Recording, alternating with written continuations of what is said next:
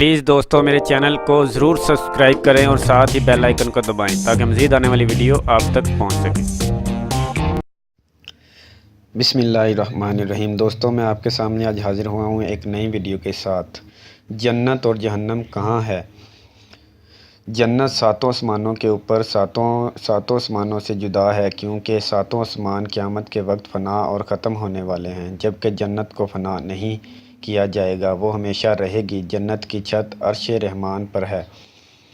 جہنم کہاں ہے؟ جہنم ساتوں زمین کے نیچے ایسی جگہ ہے جس کا نام سجین ہے۔ جہنم جنت کے بازو میں نہیں ہے، جیسا کہ بعض لوگ سوچتے ہیں۔